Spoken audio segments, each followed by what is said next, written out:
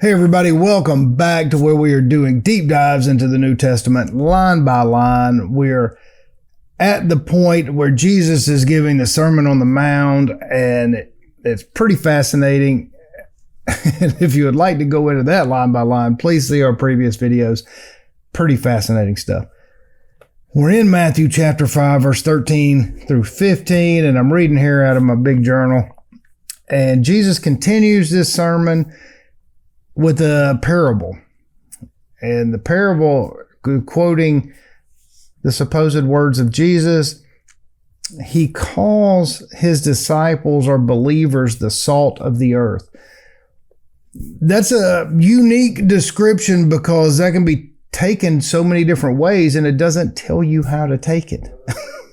Because salt, which most people don't know this, is a massive destructive force. You go pour salt or salt water into the forest and you're killing all the trees. Or is it a metaphor or a parable that, salt is good for preserving? Just doesn't. It's just super unclear and vague, like much of this stuff is. So if we continue on, he goes on to call the disciples the light of the world, and all will know them as good.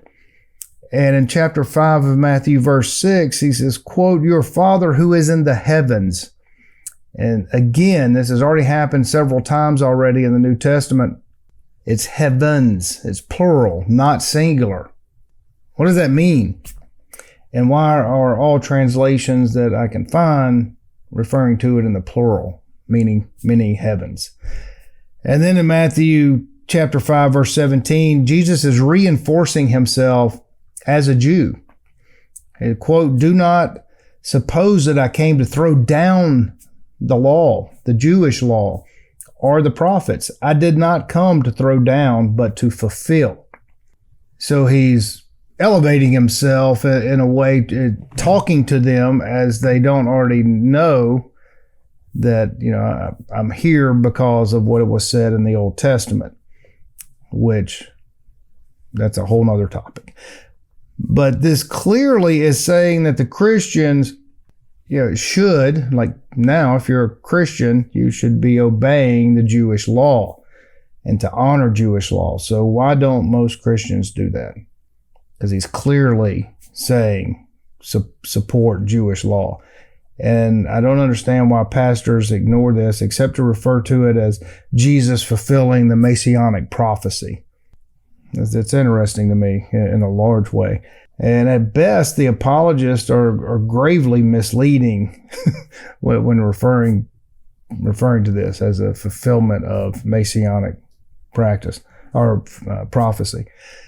So, if you find this fascinating, as I do, and if you find all religious texts fascinating, thank you for joining us. Join us again, subscribe and like, because we deep dive into this, and it is wonderful.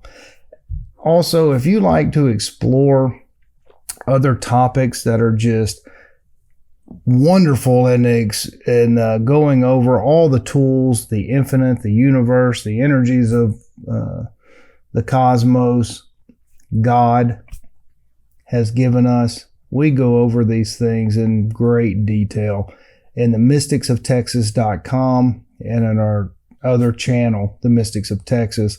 I'd appreciate it if you want to check this out. And if you're in the local area, come by and see us. We're here every single Sunday at 1:15, and it is a fantastic place to be with good friends, fellowship, and just be welcomed as you are. So thank you for joining us. We'll see you next time.